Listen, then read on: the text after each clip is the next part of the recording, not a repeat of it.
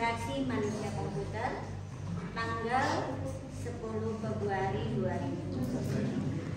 Oke, saya mau meringkas kembali apa yang sudah saya berikan overview pada pekan kemarin. Yang pertama soal keyword 1, 2, 3. Ada yang mencatat? Satu apa? Usability.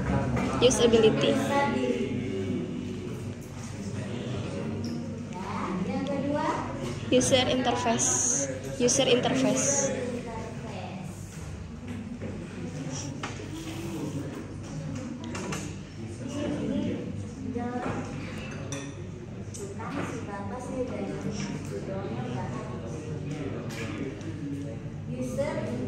Yang ketiga?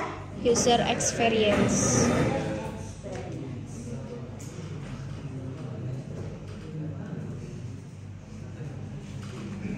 Oke, user interface nama lain dari Antarmuka. Manusia komputer. Antarmuka itu bisa kita terjemahkan juga sebagai media Interaktif. interaksi antara manusia dengan Komputer. Oke, usability ini adalah apa? Kemampuan. Faktor Kualitas. ya dari sebuah perangkat Lunak.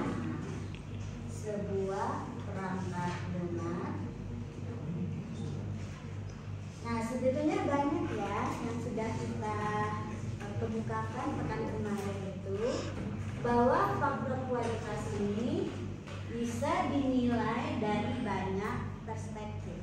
Ya, kalau yang kalian pelajari di mata kuliah rekayasa perangkat lunak itu dilihat terutama dari apa? Perspektif Development. tim pengembang untuk mereka bagaimana mengembangkan perangkat lunak ya yang berkualitas sehingga nanti memudahkan ya atau memberi nilai tambah bagi tim developer ya di mana tugasnya adalah sebagai pengembang perangkat lunak. Gimana? Nah, kalau menurut developer kualitas perangkat lunak tuh misalnya dilihat dari reusability ya.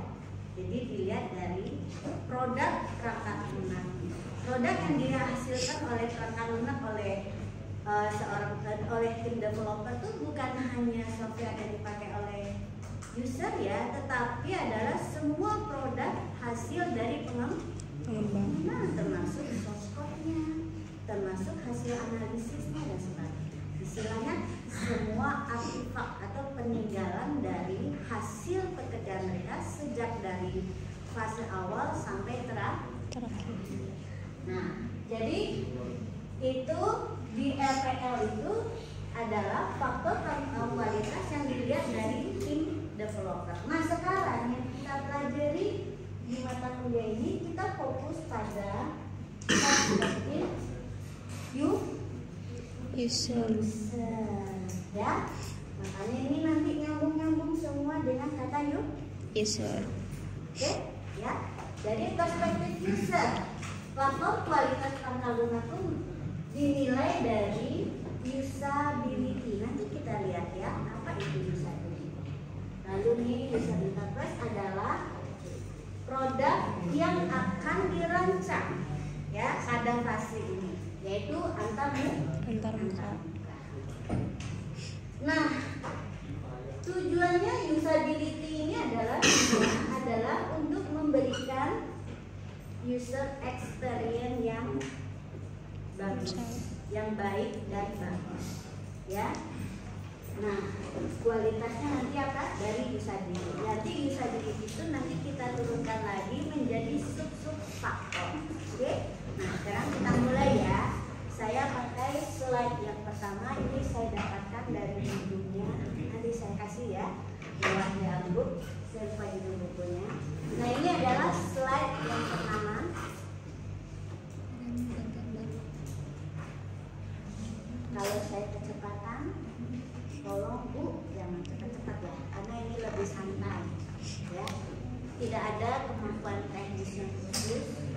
justru di sini kita belajar kembali bagaimana membentuk pola berpikir, ya, pola bekerja bukan sebagai programmer di sini, tetapi sebagai desainer, analis dan desain.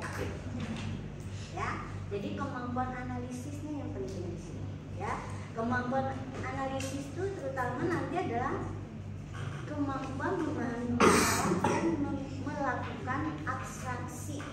Lalu nanti ada didekomposisi nanti secara bertahap dengan produk akhirnya, bukan perangkat lunak yang source code program ya, tetapi adalah desain interaksi.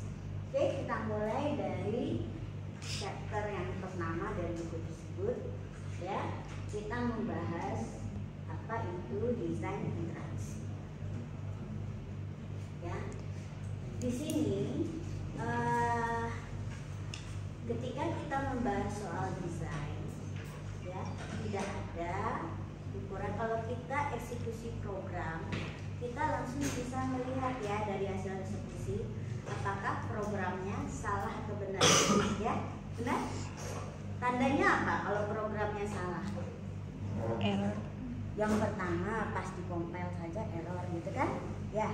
Yang kedua pas dijalankan kok nggak sesuai ya hasilnya ya, ada kesalahan logik. Ya, itu bisa dinilai misalnya ya, harusnya perkalian A kali B misalnya ya, misalnya A itu 5, B itu 3, harusnya 15 kan, kok hasilnya 20, itu udah bisa kita nilai ya. Nah, untuk desain kita nggak bisa menilai suatu desain itu salah dan benar ya, kecuali ya terlalu lah ya, terlalunya memang ada kesalahan logik. Contohnya ya, misalnya saya ambil ya kasus Sirekap misalnya, diupload ya tulisan angkanya, bagian yang konversinya ya, pas angkanya 37, hasilnya misalnya yang keluar 370 gitu ya. Ini benar salah logik ya. Dan itu bukan masalah desain ya, tetapi adalah masalah algoritma program ya. Oke, itu bukan salah desainnya, tapi bukan desain interaksi, tapi salah di algoritma. Ini salah logik. Ini kembali itu adalah urusan logik ya, bukan di desain. Kalau desain contohnya apa?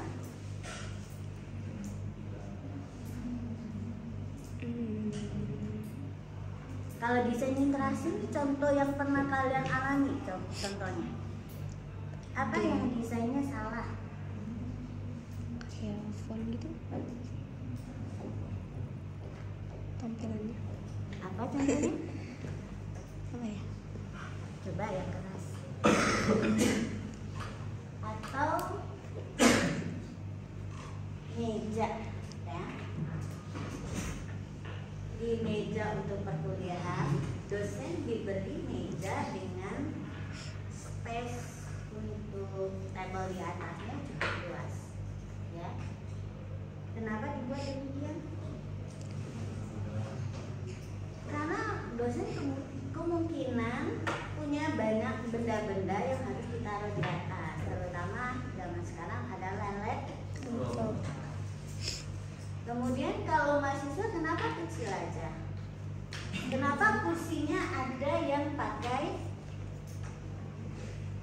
ya meja kecil ini? Karena didesain disesuaikan dengan apa yang menjadi yang bisa dilakukan oleh mahasiswa di dalam kelas. Ya, salah satunya apa? Menulis. Ya. Kemudian, oke ya, kenapa letaknya mejanya di sebelah kanan? Tapi ini ada yang salah nih. Ini desain yang salah. Ini desainnya benar nggak? Saya baru nemu ternyata ada dua macam ya. Ada yang kiri, ada yang kanan. Kalau kalian ya punya adik kasih kursi dengan meja seperti ini, kalian pilih yang mejanya di sebelah mana? Kanan. Kanan. Bukan kiri. Kanan. Kanan ya. Kenapa? Nah, jadi mungkin ya sengaja ada yang beda ini yang kidal ya. Ya. Jadi ya sebetulnya kalau kita lihat tidak ada yang salah dan benar juga ya. Tetap kalian bisa kalian nih, tapi agak susah ya nulisnya ya. Oke. Menurut kalian itu salah atau tidak maksimal mengikuti apa ya? Kalau di kita itu faktor yang mempengaruhi desain itu selain ya, kalau orang di TEK itu ada bidang namanya ergonomi. Coba cari kata ergonomi. Ini apa sih? Ergonomi. Jadi kalau kita bicara soal desain produk, ya nanti mungkin akan ketemu nih dengan keyword ergonomi ini. Sudah dapat apa itu ergonomi? Cara belajar zaman sekarang tuh seperti itu ya. Kalian sudah dibekali handphone, smartphone yang nanti dengan mudah mencari keyword ergonomi. Apa itu? Sebuah ilmu bidang ilmu yang mempelajari interaksi antar manusia dengan elemen-elemen lain pada sistem. Ya, sebuah bidang ilmu yang mempengaruhi interaksi manusia dengan suatu produk ya, untuk meningkatkan efisiensi, kenyamanan, dan semua tujuan bagaimana desain tersebut baik ya. Oke. Jadi kalau kita lihat, makanya ini judul yang awal ini bukan salah gitu ya, tapi buruk ya. Kalau program kan nggak kita bilang ya, program yang Anda pelajari waktu algoritma, kita ketika Anda bikin program nggak bilang itu buruk gitu ya, tetapi salah dan benar dari sisi logik, dari sisi sintak ya. Oke. Kalau saya bilang buruk untuk program paling adalah misalnya kalian menggunakan ya cara atau urutan instruksi yang membuat programnya tidak efisien. Paling itu yang saya bilang buruk ya. Harusnya bisa cukup 2 langkah, ini jadi muter-muter jadi 10 langkah ya. Oke. Bad design ya. Jadi prinsip ya ini tidak hanya berlaku untuk interaksi ya dengan suatu aplikasi, tetapi dengan semua produk di mana antara pengguna itu berinteraksi ya dengan produk. Ini dicontohkan ya bahwa suatu lift ya ada tombol di mana labelnya terlihat sama gitu ya. Ini apa yang bahayanya? Tidak menjadi pembeda. Kita ada lift ya sebelah kanan atau sebelah kiri ya, saya lupa labelnya itu, bahkan hilang gitu ya, kabur. Pernah lihat nggak? Katakan ini mau nutup mau buka buka ini kira-kira yang mana gitu ya. Nah, dalam desain kita perlu mengantisipasi ya kemungkinan ya yang bisa menyebabkan terjadinya kesalahan ya. Contohnya seperti ini. Ini ya. Kalau misalnya bayangkan ya, di dalam situasi low vision, orang dengan pencahayaan yang kurang jelas atau pencahayaan yang kurang jelas, kalau yang diandalkan itu adalah tulisan, apa yang mungkin terjadi?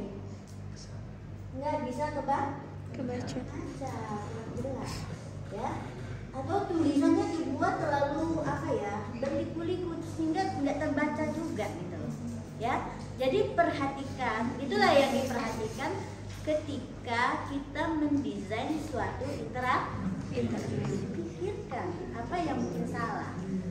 Bisa menyesatkan ketika dibaca atau menyulitkan. Ya. Baiknya apa ini? Kalau kalian mendesain, coba ya. Ketika setiap saat kalian melihat suatu produk, ya, ketika melihat ada suatu desain yang kurang bagus gitu ya, kurang optimal, bisa tadi ya faktornya bikin tidak nyaman, bikin tidak efisien, bikin user bisa melakukan kesalahan yang tidak disengaja dan sebagainya ya, atau susah banget dipelajari ini maksudnya apa gitu ya. Nah, berarti itu apa? Desainnya mungkin tidak ya, jelek. Nah, kalian bisa coba-coba ya membuat atau memperbaiki desain itu seperti apa ya, karena inilah yang akan kita pelajari dalam mata kuliah ini ya. Oke? Membuat suatu desain yang baik, atau ada suatu desain yang kurang bagus dibuat lebih bagus. Lebih bagusnya dilihat dari faktor ini tadi ya, bisa begini nanti itu. Oke? Jadi jangan sampai kita membuat desain yang buruk. Oke, itu ya. Berikutnya. Nah, ini juga ada contoh vending mesin. Vending mesin tahu? Nah, oke, di sini ada. Kalian pernah ketemu vending mesin untuk apa? Minuman ada. Ya, minuman apalagi? Snack. Waktu saya di Cina ada vending mesin khusus untuk beli pulsa. Saya ke sana tahun 2009-2010. Kita beli pulsa itu udah lewat sebuah mesin yang mirip dengan namanya. Ya. Berarti apa? Bisa masukin nggak harus koin, bisa uang kertas. Cina itu koinnya dikit banget, uang kertas. Bahasa uang kertas. Lalu salah satu alatnya tadi juga mengeluarkan struk. Tapi satunya adalah ada tombol-tombol juga ya. Tombol-tombol itu untuk memasukkan nomor, lalu memasukkan berapa yang akan dibeli. Kenapa jumlah uangnya tetap dimasukkan, dipilih berapa pulsa yang dibeli? Untuk mencocokkan ya nilai uang yang dimasukkan dengan pulsa yang dibeli. Ya. Nah, ini apa nih katanya? Kenapa ini begitu jelek? Tuh, ada yang jelek, ada yang sangat jelek.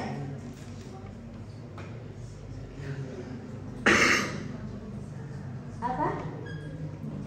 Bahwa itu katanya butuh untuk menekan tombol dulu untuk mengaktifkan pembacaan. Kalau kalian sekarang ke ATM, apa yang mengaktifkan pembacaan? Ketika kartu dimasukkan otomatis. Cuma saya nggak ngerti ya. Kalau dulu ya, ketika kita masukin kartu, mungkin semua udah pengalaman juga dengan ATM sekarang. Kita masukkan kartu, dia meminta apa? PIN. Masukkan PIN. Kalau PIN-nya kita masukkan, ya, terus apakah dia langsung kasih tahu bahwa pernah nggak coba kalian masukkan satu yang salah? Artinya apa? Di bank M, tapi yang dimasukkan satu dari bank B gitu. Apa yang terjadi? Ya, langsung responnya, karena ada juga yang ATM yang bisa semuanya gitu kan, tapi ada yang spesial gitu ya. Nah, coba aja, tapi jangan kartu beneran, kartu kita beneran ya. Oh ya, atau masukin kartu yang bukan kartu ATM gitu loh ya. Coba yang bisa kartu penduduk gitu masukkan. Nah, satu lagi yang saya sudah pernah rasakan adalah kita masukkan kartu kan diminta PIN ya. Nah, biasanya dulu itu sebelum kombinasi antara kartu, berarti ID kita ya, dengan PIN yang benar, kita nggak akan masuk ke menu utama. Ya. Kalau sekarang langsung masuk ke menu utama. Ya, cuma nanti pas kita mau transaksi ujung-ujung PIN Anda salah. Loh, kok udah sampai di sini baru dikasih tahu salah gitu. Saya nggak ngerti ya, kenapa algoritmanya dibuat demikian. Udah jalan, kita bisa seolah bisa transaksi, ternyata baru ketahuan PIN-nya salah. Ya. Nah, itu kan juga adalah masalah desain ya, desain interaksi juga ya.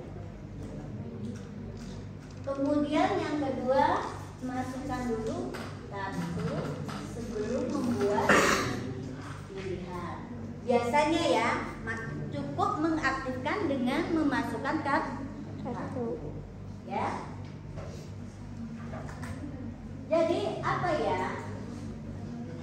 Ini membuat ya desainnya seperti itu, sesuatu desain yang tidak biasa ya, atau bahkan berlawanan dengan pola-pola yang dimana usernya terbiasa gitu ya. Tiba-tiba ada satu bank bikin aturan sendiri gitu ya, ada ATM-nya dengan gaya sendiri, itu susah gitu ya. Jadi dalam desain itu perlu kita pikirkan salah satu yang membuat sistem itu mudah ya. Orang kalau lihat sistem yang baru tuh bahkan dia merasa ini sesuatu yang dia udah familiar. Kenapa? Dibuat dengan pola-pola yang dimana usernya terbiasa dengan pola seperti itu ya. Nah, yang ini kan contohnya nggak biasa. Orang tinggal ngapain juga harus diaktifkan ya. Nanti pas udah dimasukkan jalan-jalan, nanti usernya kesel sendiri, frustasi ya, karena dia nggak tahu ada perintah tersembunyi untuk mengaktifkan kartu ya. Oke. Nah, jadi ini antara bad dan good. Yang good ini contohnya apa? Marble answering machine based on how everyday object we have. Nah, itu ya, sesuatu yang usernya familiar, lakukan dengan cara ini. Contohnya ya, semua produk ya Windows, Microsoft itu model interaksinya mirip nggak? Ya, contohnya Word dengan Excel mirip. Coba kalian sekarang orang rata-rata udah pakai Word ya, dulu macam-macam gitu ya.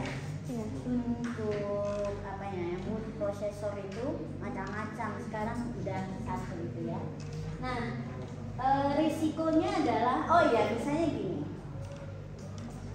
Sekarang saja untuk smartphone ya, platformnya ada berapa? Platform itu mulai dari hardware-nya sampai sistem operasi. Dua yang paling umum sekarang ya, antara Android dengan smartphone.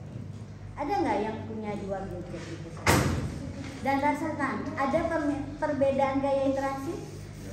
Sangat ya. Orang yang terbiasa dengan platform A mau ke platform B itu kadang-kadang dia mikir-mikir dulu, apalagi ada loh tipikal orang yang tidak cepat adaptif dengan atau tidak cepat atau beradaptasi dengan suatu perangkat yang baru ya.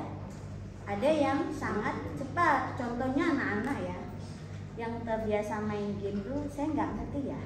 Nah, mereka ketemu handphone itu, handphone merek aja apa aja tuh kayak cepet gitu loh, nemu gimana ya. Cuman coba kasih ke orang tua, baru dikasih 1 aja udah frustasi. Kenapa?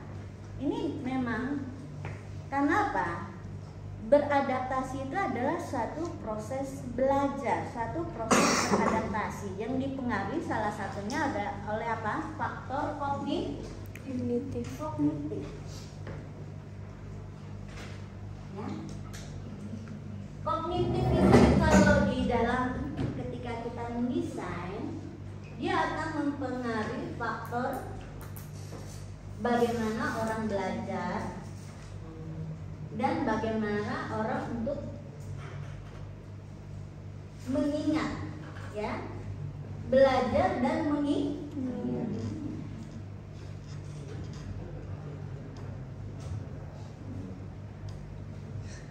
Dan lain sebagainya ya. Jadi makanya nanti kita akan lihat ya, kenapa faktor usability salah satunya berhubungan dengan 2 hal ini ya. Bagaimana software tersebut mudah dipelajari dan mudah diingat perintah-perintahnya. Artinya apa? Mungkin ada software yang cukup rumit sehingga tetap dia perlu diajarkan dulu. Tapi bagaimana kalau dia sudah diajarkan itu, mau pakai lagi itu mudah ingat, ya? Oke?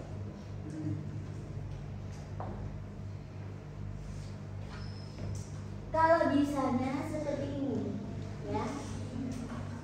Software yang bagus itu adalah mudah untuk dipelajari ya. Seperti dilihat tuh kenapa dia mudah dipelajari? Karena intuitif ya. Orang bisa menggunakan intuisinya. Intuisi itu adalah kedekatan dengan pola-pola tertentu. Dia bisa nebak gitu loh. Seperti anak-anak ya. Cobalah anak-anak itu kenapa dia cepat belajar? Dari mana dia mengingat? Dari bentuk yang mirip mungkin ya, alur yang mirip gitu kan, benar ya? Kalian kan pernah jadi anak-anak dulu ya, kalau dia cowok-cowok suka main game, benar nggak seperti itu? Karena kan nggak pernah diajarin kan, sesuatu yang nggak diajari terus bisa, itu adalah intuisi kalian yang bekerja ya. Oh kayak gini deh, karena ada pola-pola yang mirip ya. Oke. Nah, kalau bisa efisien ya, hanya memerlukan 1 langkah untuk melakukan suatu pekerjaan enggak. Jadi kita harus buat ya, desain itu mempercepat suatu proses yang akan dilakukan ya. Pekerjaan utama ya.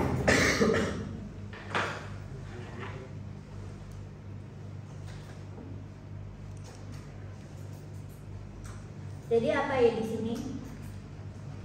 Kita ambil satunya ya. Oke. Kita tidak bisa mengatakan suatu desain itu salah ya. Salah atau benar. Tetapi paling ya di sini yang sering terjadi adalah desainnya buruk atau baik. Nah, tujuan kita adalah membuat suatu desain yang sebaik mungkin, ya, sebaik mungkin bagi siapa? bagi User. user. Jadi kita memperhatikan fokus pada kepentingan user. Ingat ya, kepentingan user. Ya, kita buat sebaik mungkin. Sebaik mungkin itu yang seperti apa? Usability-nya nanti bagus. Ya, usability itu banyak, antara lain ya, yang menyesuaikan dengan faktor kognitif, kemampuan kognitif. Jadi kalian nanti akan memperhatikan karakteristik user. Apakah user ini dibuat untuk anak-anak atau untuk orang yang sudah terbiasa bekerja dengan perangkat Digital. ya. Kemudian apakah ini untuk orang tua? Kalau untuk orang tua sama yang muda kira-kira apa bedanya? Memori. Ya. Learningnya juga mungkin berbeda ya. Semakin tua tidak makin cepat belajar. Suami saya udah dulu dikasih ini nih punya dia dulu, ya. Kayaknya agak ribet pakai yang platformnya ini. Akhirnya dia ganti kembali yang standar untuk saya. Karena kita ya beruntung nih yang di bidang IT ini relatif akan cepat belajar perangkat baru apapun, ya. Udah itu ya, intuitifnya udah terasa, ya. Oke, nah lalu yang berhubungan ini ada kognitif, nanti ada ergonomik. Nah, ergonomik ini mempengaruhi apa sih? Nah, contohnya gini ya, ada teman-teman yang mungkin low vision. Low vision tuh gimana? Seperti saya ini yang sudah plus gitu ya, susah melihat dekat, apalagi yang tulisannya terlalu kecil ya. Nah, gimana untuk misalnya perangkat itu ditujukan untuk yang orang yang seperti itu gitu ya. Buatlah nanti misalnya opsinya, tulisannya, kemudian juga desainnya tidak terlalu ramai sehingga bisa fokus pada tulisan untuk perintah atau ya. Terus kalau yang benar-benar tidak melihat, ada disability. Apa yang sekarang tersedia? Text to speech, ya. Ada perintah yang bisa disuarakan. Ya. Nanti ada gitu ya. Bagaimana mendesain suatu perangkat, ya, untuk mereka yang ada disabilitas, ya. Nih. Nah, ergonomi ini Anjing harus gitu. Bangsat, cot anjing.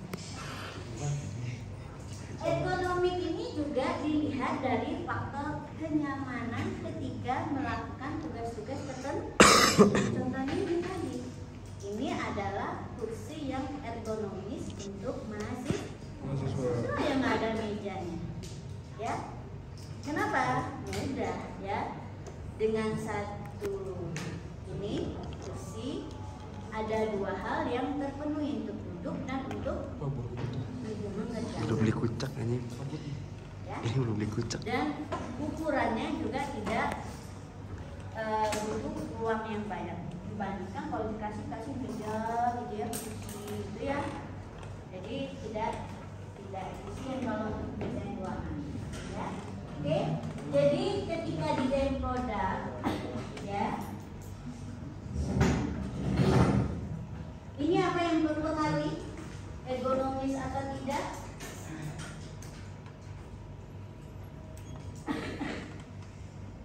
Desain tubuh manusianya, ya.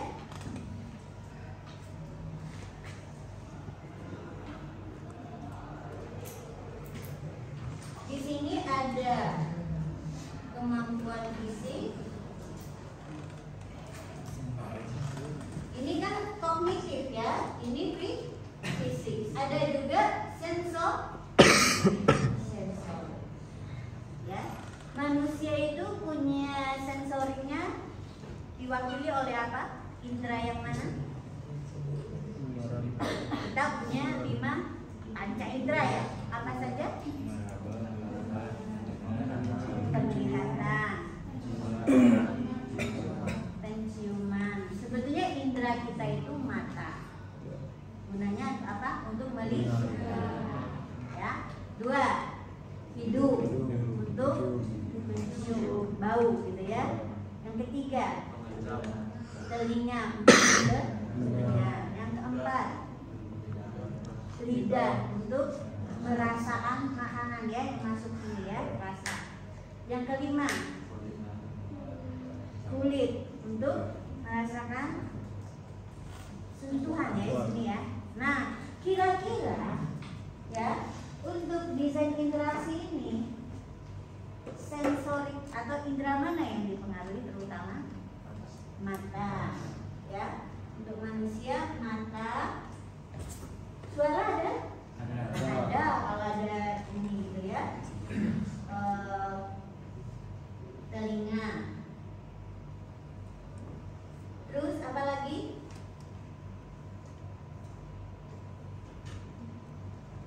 Touch.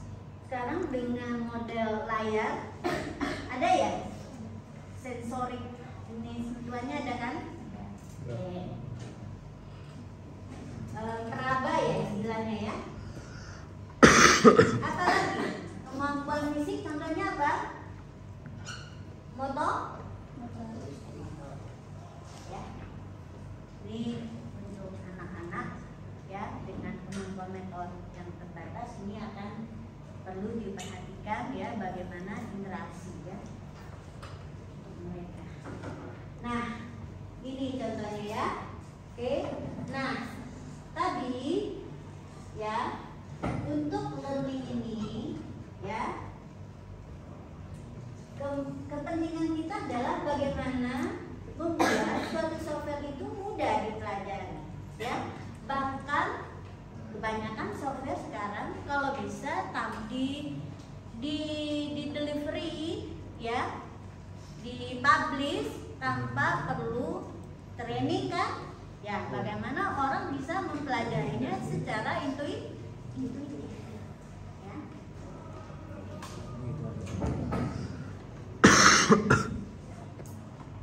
Oke. Ada juga contohnya ya. Ini kebetulan perangkatnya adalah ada perangkat yang berinteraksi secara langsung. Contohnya ini apa? Remote ya. Ini ada 2 jenis remote gitu ya. Menurut kalian mana yang lebih bagus desainnya? Apa sih? Satu.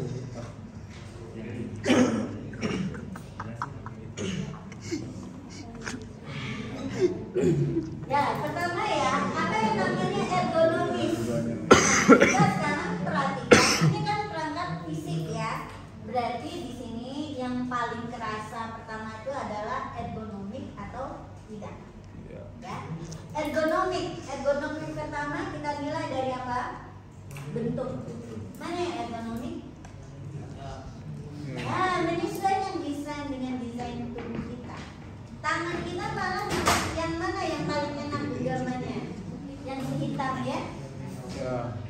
Oke, ini ergonomik ya, istilah ergonomik ya, disesuaikan dengan desain tubuhnya usernya sendiri ya. Dari sisi menggenggam. Terus dari sisi yang kedua mata. Apa yang di sini bisa kita nilai? Mana yang lebih ergonomik? Yang ini juga karena kontras antara warna ya, warna-warni tombolnya disesuaikan ya. Oke. Paling sering tuh yang orang butuhkan apa? Oh, dia sudah bikin satu fokus ya. On Oh, berarti ini paling penting dikasih warna merah menonjol sendiri, ya. Oke. Terus biasanya orang sering kemana lagi? Geser kiri kanan atau dia sendiri.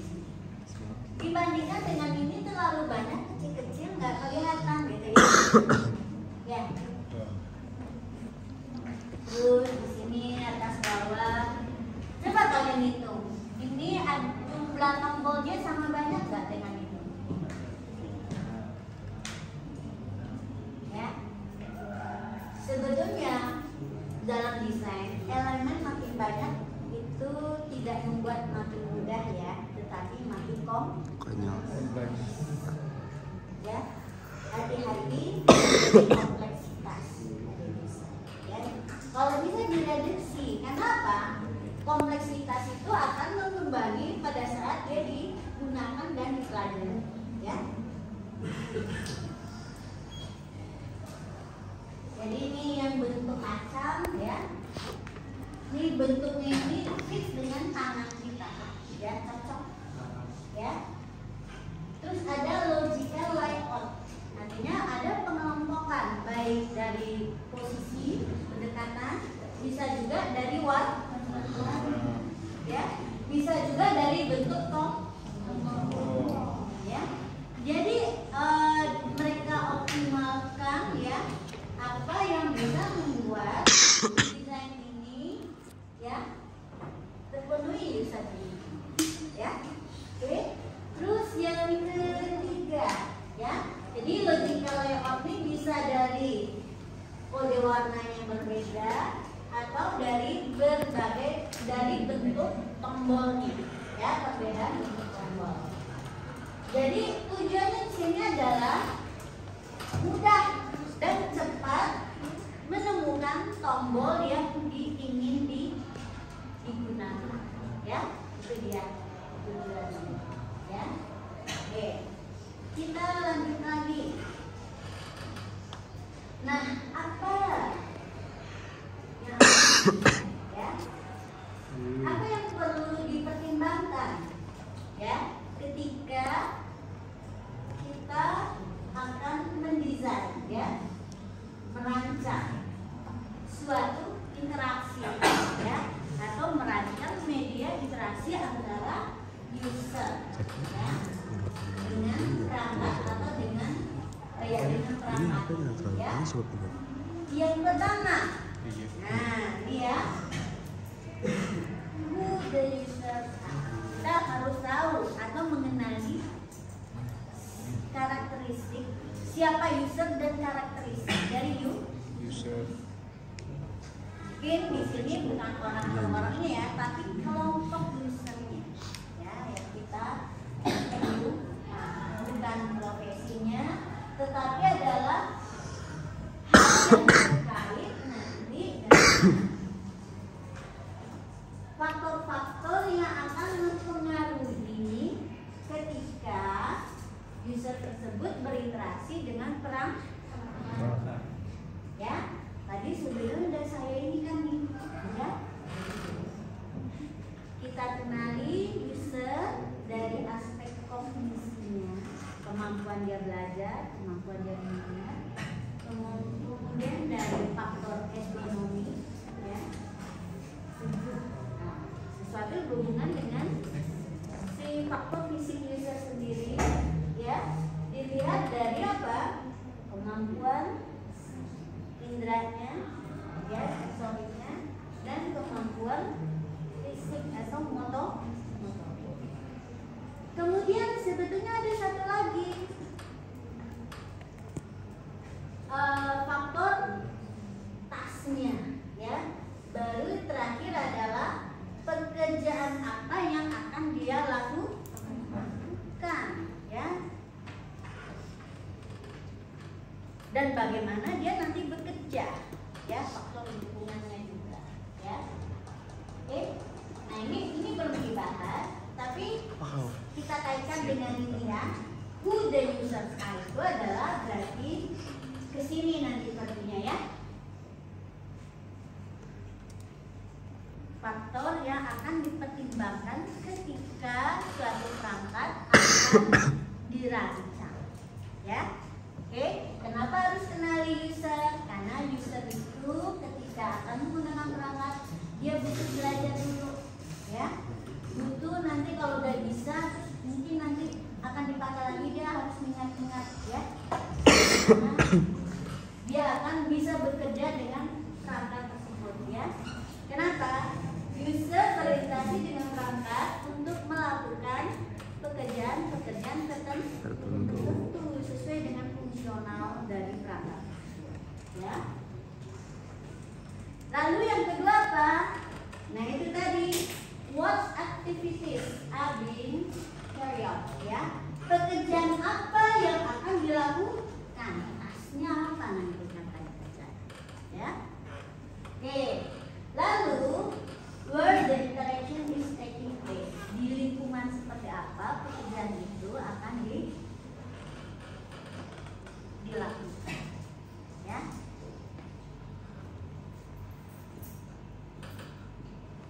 Dalam situasi seperti apa itu juga bisa, ya, dipelajari.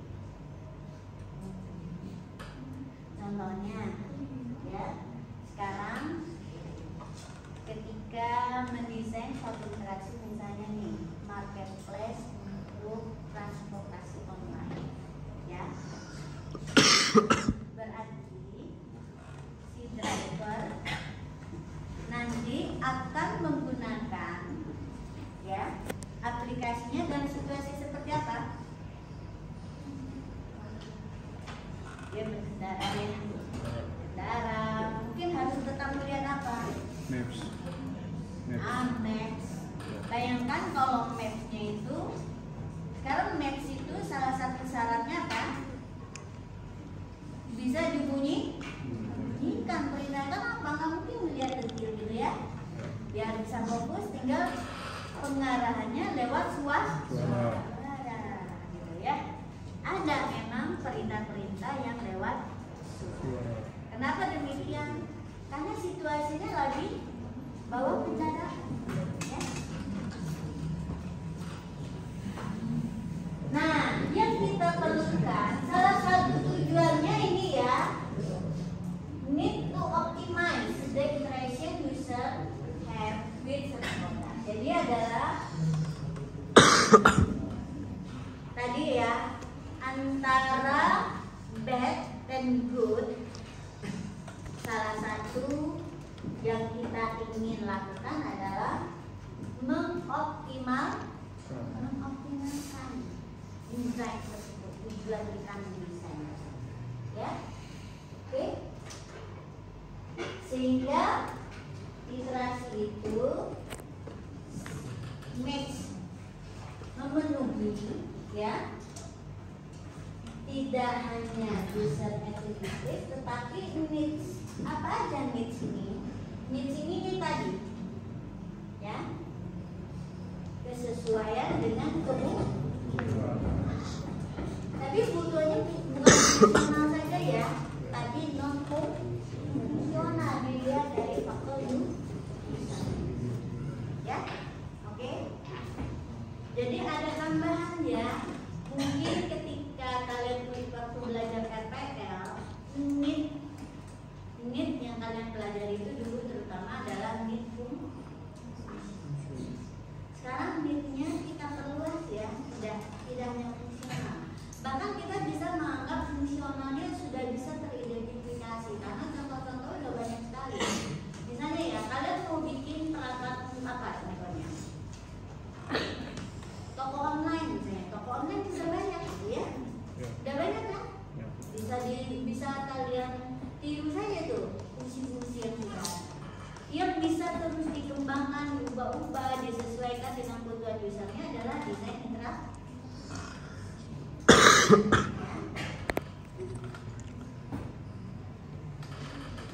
Oke, sampai di sini ada pertanyaan?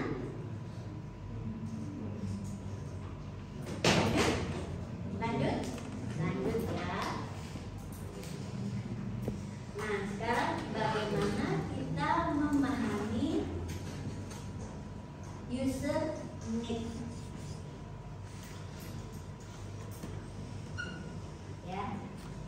Sekali lagi, ini adalah need, bukan untuk fungsional tapi non fungsional, ya, dimana tujuan kita adalah mengoptimalkan desain interaksi, ya. Oke, faktor yang pertama,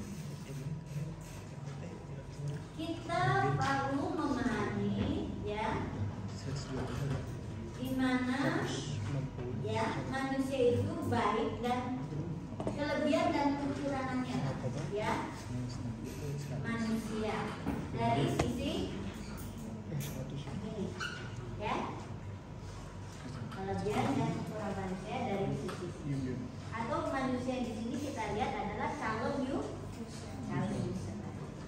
ya.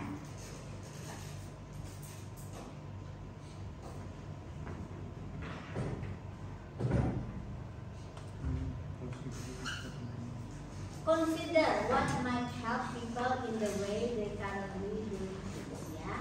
Kemudian kenali, pertimbangkan juga apa yang bisa membantu, ya, dalam dia melakukan pekerjaan tersebut. Things will provide quality user experience.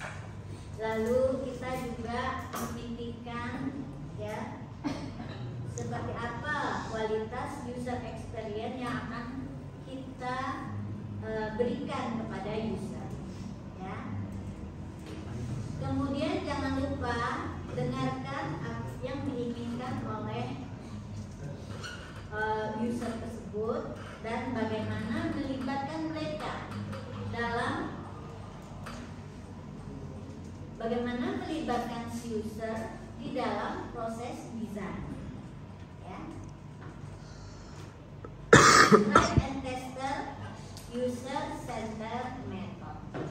Nah, di buku ini, ya, memperkenalkan suatu pendekatan atau metode desain namanya user centered method, ya.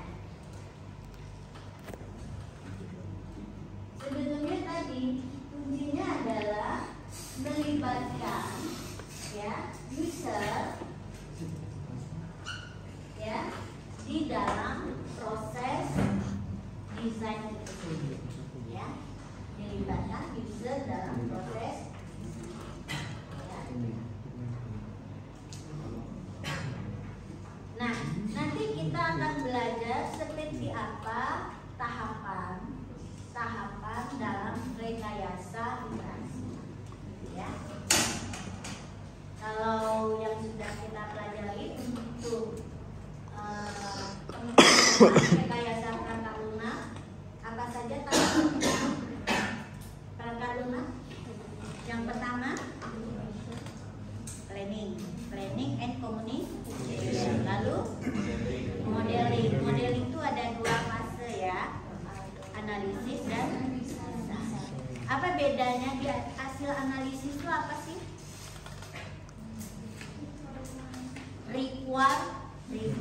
Requirementnya ada dua, fungsional dan non fungsional. Fungsional itu adalah calon layanan yang akan diberikan kepada user. Kalau di perangkat lunak dia menjadi fitur, ya. Kalau non fungsional,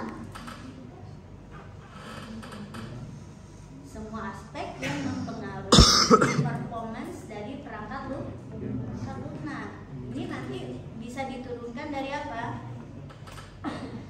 Keamanannya, misalnya keamanannya apa? Adanya logi duduk, ya. Terus keandalan dan lain-lain. Efisiensi, contohnya, ya, kenapa si DeepSeek menang dari beberapa software AI yang lain. Kemampuannya untuk bisa dijalankan